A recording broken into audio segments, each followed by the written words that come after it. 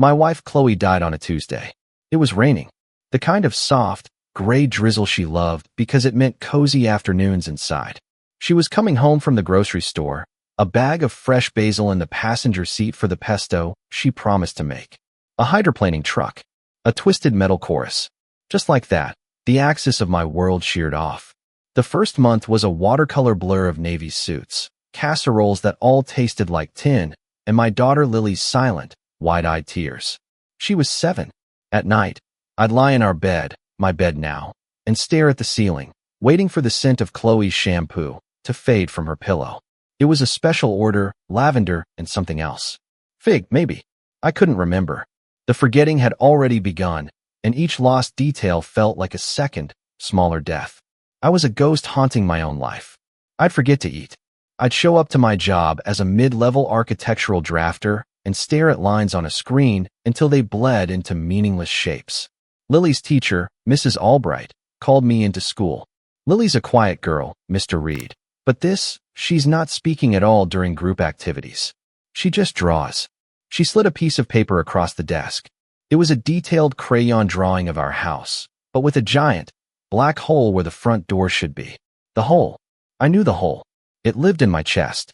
I left the meeting, drove to the parking lot of the community center, and sobbed into the steering wheel until my ribs ached. I couldn't fall apart. Not completely. Lily needed a door, or at least a path around the hole. One Saturday, drowning in the silence of the house, I found myself in Chloe's study. She was a historian for the local Heritage Society.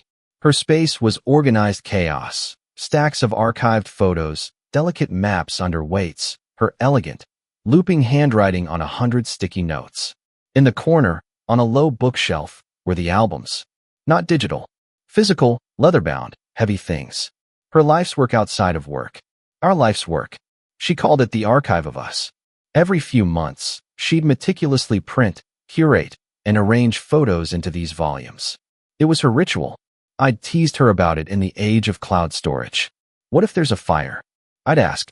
She'd just smile, that secretive, knowing smile. Then we'll have had the joy of holding the memories first, David. Pixels don't have weight. I ran my hand over the spines. They were chronologically labeled. Asterisk Volume I. Beginnings, 2008 to 2010. Volume 2. Home, 2011 to 2013. Volume 3. Lily, 2014 to 2016. That asterisk up to Volume 8. The Garden Years, 2021 to 2023. The last one, the current one, was incomplete. A blank, cream-colored album lay next to a small box of printed photos from this year. A project abandoned. A desperate idea took root. If I couldn't build a future yet, maybe I could shore up the past. For Lily. For me. I would complete the archive. I started with the loose photos. Pictures from Lily's birthday in January. Us building a snowman in February. Chloe laughing on a picnic blanket just 2 weeks before she died. My hands shook as I used the photo corners she favored, arranging them with a precision I didn't know I possessed. It felt like communion. For a few hours a day, the whole wasn't gone, but it had edges I could touch. I was with her. Lily, curious about the quiet activity, started to join me. At first, she'd just sit, knees to chest, watching. Then she'd point. That's my yellow dress. I spilled juice on it. A sentence. A tiny, miraculous sentence. We moved backwards through the albums, looking for pictures to jog her memory, to remind her of her mother's voice. We'd look at Volume 2. Home. Pictures of us painting the walls of this very house, looking so young, so tired, so happy. Mommy hated that green, Lily said, pointing at a wall that was now gray. She was right.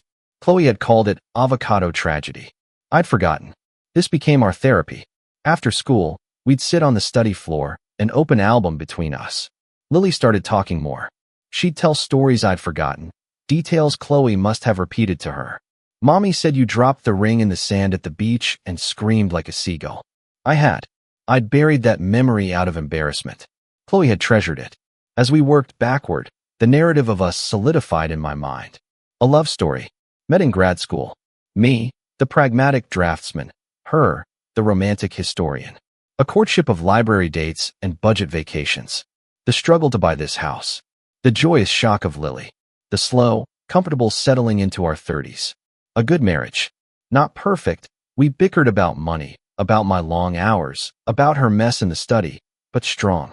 Real. After 3 months, I'd filled the final volume, Volume 9, The Last Light, 2024. I placed it on the shelf. But the project had awakened something in me. A need to see the very beginning again, to trace the origin point of our galaxy. I reached for Volume 1, Beginnings. I'd looked at it 100 times over the years. But now, with the eyes of a man building a shrine for memory, I pored over every detail. Us at a cheap Mexican restaurant on our first official date. A camping trip where it poured rain. The photo of us holding the keys to this house. Then, near the end of the album, I stopped. There was a picture I didn't remember. It was a candid shot of Chloe, sitting on a stone wall somewhere, looking off into the distance, smiling a soft, private smile. She looked younger than in the photos around it. Happier, in a different way. It was the composition that felt off. I wasn't in it. I'd taken most of the photos in this album, or they were selfies. This was taken by someone else. The angle was intimate, close. I turned the photo over. In Chloe's handwriting, a date, May 2008. And 2 letters, JC. A flutter of unease, quickly dismissed. A friend, probably. Josh. Jeremy? She'd had friends in grad school I didn't know well. I slipped the photo back and closed the album, the serene narrative slightly dented. But the seed was planted. Over the next week, as Lily slept, I began to look more critically. Not as a grieving husband, but as an archivist's husband. I started with the later volumes, the safe ones. In Volume 4, School Days, I found another outlier. A picture of Chloe at a historical society gala, dressed in a stunning emerald gown. I was next to her, smiling stiffly. But the photo was cropped awkwardly. Using a magnifying glass from her desk, I looked at the edge. Just visible, against Chloe's arm, was the blur of a shoulder in a black tuxedo that wasn't mine. The sleeve was touching her. My heart began a slow, heavy thud. I felt like a detective discovering the first crack in a perfect alibi. I went to the shelf. There was one album I had never really looked at. It was slimmer, a different shade of brown. It wasn't numbered. Its label simply read, Before. My hand hovered over it. Before meant before me. I knew she'd had a life. A serious boyfriend in college, I thought. It was natural. I'd never been jealous, never asked for details. The past was the past. But now, the JC on that photo felt like a key. I took the album down. The leather was softer, older. I opened it. The first pages were innocent. Childhood photos. Chloe with braces, Chloe on a swim team. Then, college. Pictures with friends. And then, him. His name was Jonathan Cross. The photos were annotated in her hand. Jonathan, Thesis Marathon, 2004. JC and me, Cape Cod. My love, graduation day. He was handsome in a conventional way. Clean cut, with a confident smile. They looked iconic. The golden couple. The relationship seemed to span years. There were pictures of them in an apartment, at parties, hiking. The intimacy in the photos was palpable. They weren't just posing, they were wrapped up in each other. A photo of him sleeping on a couch, her looking at the camera with a possessive, tender smile. My stomach turned. I told myself to stop. This was before. It didn't matter. But I was a man in free fall, and this was a cliff edge I couldn't help but peer over. I turned the page, and the world dropped out from under me. The timeline was wrong. The last photos in the Before album weren't from college. The dates, in her writing, crept into 2007, then the spring of 2008. The same spring Volume 1, Beginning started. The spring we met. There was a photo of Jonathan and Chloe at a wine bar, dated April 12, 2008. I'd met Chloe at a department mixer on April 28, 2008. We'd had our first date 2 weeks later. My breath came in short gasps. I fumbled for Volume 1. I found the picture of us at that Mexican restaurant. Our first date. I turned it over. May 15, 2008. Less than a month after her date with Jonathan. The overlap. It could have been a breakup. A messy transition. Maybe she'd left him for me. It would hurt, but it was explainable. Life is messy. Then I found the letter. It was tucked in a pocket at the back of the Before album. 2 sheets of thick, cream stationery, folded neatly. Jonathan's handwriting was bold, assertive. My dearest Chloe, Paris was a dream. Waking up next to you in that little hotel, I finally felt like I could breathe. You're my sanity. This distance is torture, But only a few more months of this fellowship, and I'm back for good. We'll make it work. I promise. The apartment is too quiet without you. Don't overthink things with the local history society. You're brilliant. They'd be lucky to have you. And don't worry about David. He seems like a nice guy, a soft place to land while I'm gone. Just don't let him get too attached. You know where your heart is. Where it's always been. All my love, forever. Jonathan. The date on the letter, September 2008. 5 months after I met her. 4 months after our first date. We were officially a couple by then. I was already in love. I told her I loved her in July, whispering it after we made love in my cramped studio apartment. She'd kissed me and said, "I feel so safe with you, David." Safe. A soft place to land. The room spun. I stumbled to the bathroom and vomited. I splashed water on my face, staring at the ghost in the mirror. 15 years. A child. A home. A life. Built on what? I went back to the study, moving like a machine. I tore through the albums, not with reverence, but with a savage, clinical desperation.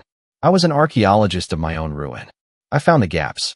The research trips she took in those early years. One to Boston in 2009. I found a stray, unmounted photo in her desk drawer from that trip. Chloe, laughing, head thrown back, at a fancy restaurant. The corner of a man's hand, holding a wine glass, was in the frame. A signet ring on the pinky. Jonathan, in an earlier photo in the Before album, wore a signet ring. Our wedding was in 2010. I looked at our wedding album, the official one. Her smile was radiant. It looked real. But in the Before album, I found a picture from what looked like a formal garden party, dated summer 2010. Chloe, in a sundress, talking to Jonathan. He was looking at her with a raw intensity that stopped my heart. She was turned toward him, her body language an open door. The caption, in her hand, "Seeing JC at the Whitaker Gala." Felt like no time had passed. No time had passed. 2 months before she walked down the aisle to me. The betrayal was no longer a suspicion.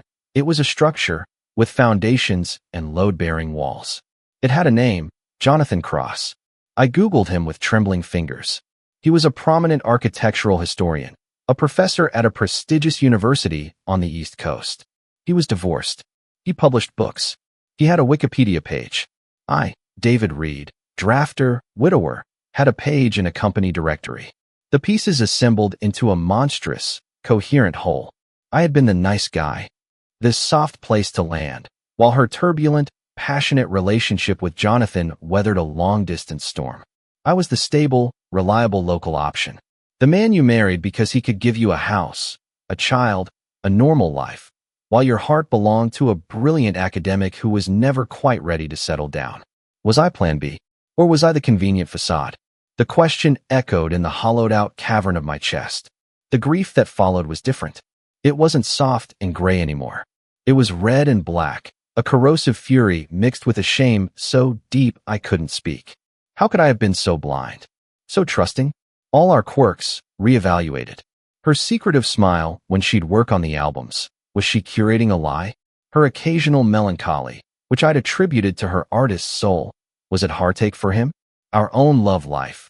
Comfortable, but never wildly passionate. Was that because her passion was spent elsewhere?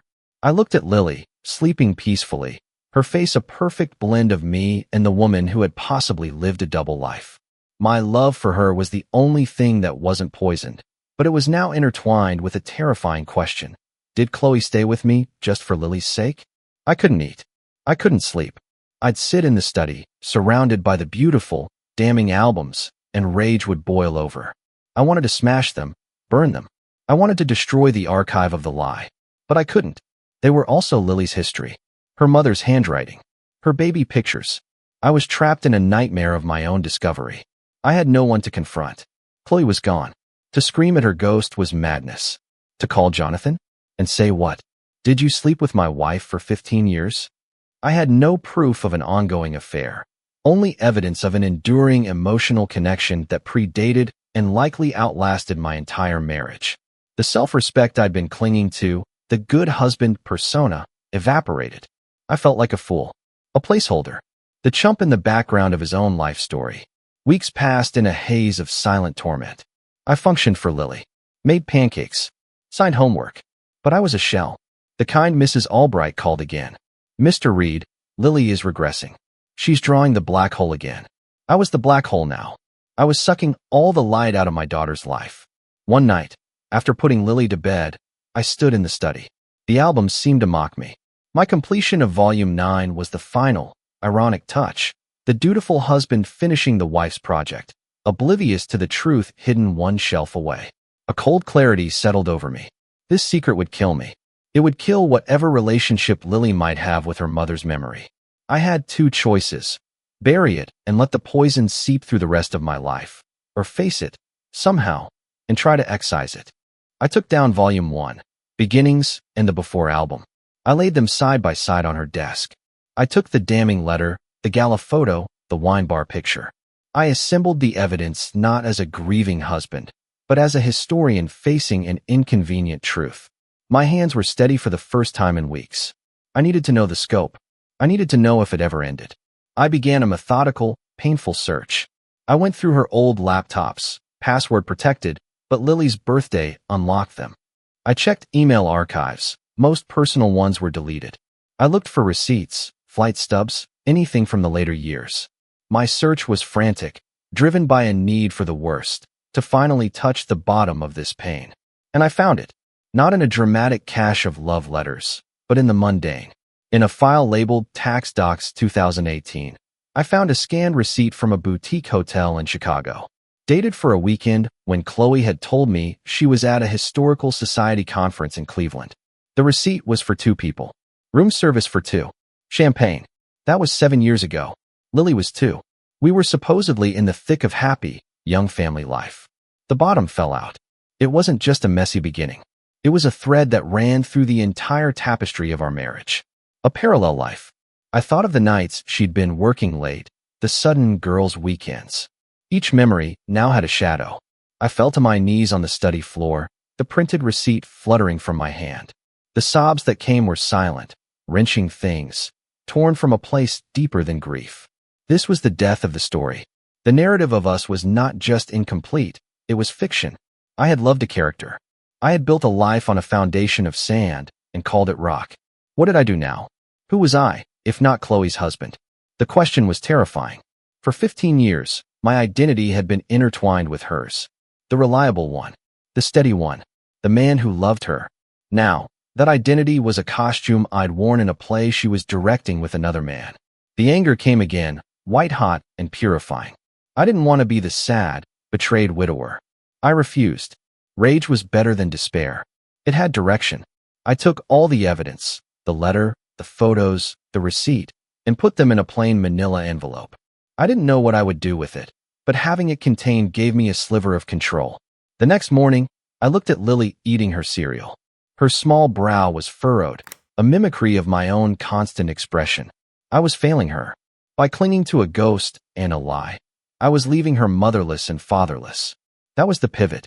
Lily. She was the only real, true, untainted thing to come from those 15 years. My love for her was not a lie. My responsibility to her was absolute.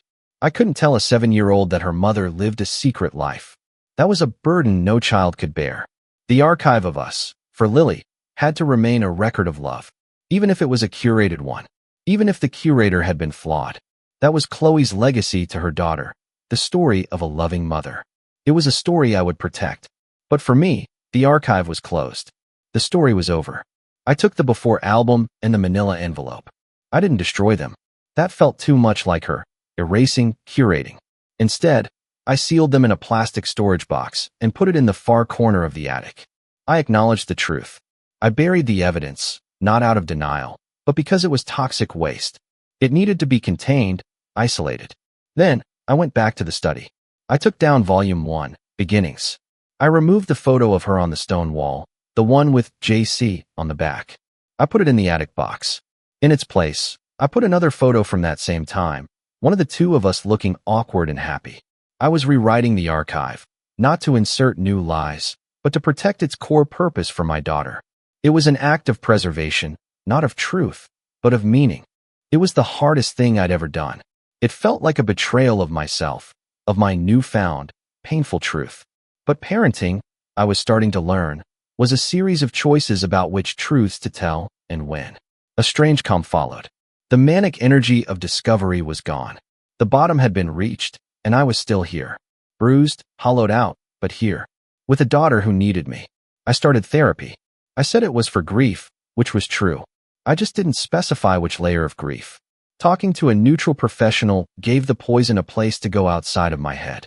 Slowly, tentatively, I began to build a new archive. Not of the past, but of the present. I bought a simple, cheap photo album. I started printing pictures again. Lily on her first bike without training wheels. Me, exhausted but smiling, after painting her bedroom a color called Cosmic Lilac. A picture of the two of us making pizza, flour everywhere. The photos were imperfect, often taken with a timer or by a kind neighbor.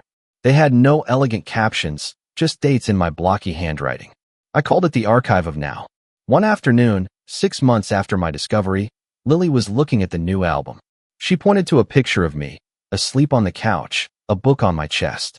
"You look tired, Daddy." I said. But it was a good tired. She was quiet for a moment, flipping back to an old album, Volume 3. "Lily." She pointed to a picture of Chloe rocking her as a baby. "I miss Mommy's voice." "I know, Bug. So do I." "Was she happy?" Lily asked, her small finger tracing her mother's smile in the photo. The question hung in the air. The old, poisoned part of me wanted to scream. But I looked at my daughter's face, so full of a need for a simple, stable truth. I made a choice. The last one I would make for Chloe. "Yes," I said, my voice firm, believing it in that moment for Lily's sake. "In this picture, holding you, she was so happy. You made her so happy." It wasn't the whole truth, but it was a truth, and it was the one Lily needed. It was the truth that would allow her to grow up with the memory of a mother's love, not the shadow of a mother's secrets. My own healing was slower, less linear. Some days, the anger would return, hot and surprising. I'd be driving and suddenly pound the steering wheel, shouting at the memory of her. Other days, a profound sadness would wash over me, not just for my loss, but for hers. For the complicated, perhaps unhappy woman who felt she needed a safe harbor and a stormy sea, and in trying to have both, betrayed them all. I never contacted Jonathan Cross. What would be the point? His role in my life was over. He was a ghost in my past, just as I was likely a footnote in his. My victory, I decided, would be to make my own life so full that his presence in my story shrank to the irrelevant footnote it always should have been. Self-respect, I learned, isn't about never being fooled. It's about how you stand up after the fall. It's about looking at the wreckage of the story you believed in and deciding what, if anything, is worth salvaging. I salvaged my daughter. I salvaged my capacity to be a good father. I was learning to salvage myself. On the first anniversary of Chloe's death, Lily and I didn't stay home. We took a trip to the aquarium, her favorite place. We watched the jellyfish float, ethereal and silent. I held her hand. We didn't talk about Chloe, but she was there, in Lily's eyes, in the shape of her smile. That night, after Lily was asleep, I went to the study. I didn't open the old albums. Instead, I took down the Archive of Now. I added the day's pictures, Lily wide-eyed at the shark tank, me pretending a hot dog was a sea cucumber to make her laugh. The archive was thin. It was messy. The photos were often blurry. But it was mine. It was true. It was a record of a life rebuilding itself, not on a foundation of romantic lies, but on the solid, unglamorous ground of duty, love for a child, and the hard-won respect of a man who finally saw himself clearly. I placed the new album on the shelf, right next to Volume 9, The Last Light. They looked incongruous together, the sleek, curated past and the messy, ongoing present. But they were both part of the story. One was closed. One was just beginning. I turned off the light and closed the study door. The house was quiet, but the silence was different now. It wasn't the silence of absence or of hidden secrets. It was the quiet of a storm that had passed. The air was clear. The rubble was still there, but the path through it was finally visible. And for the first time in a long time, I felt like I had the strength to walk it.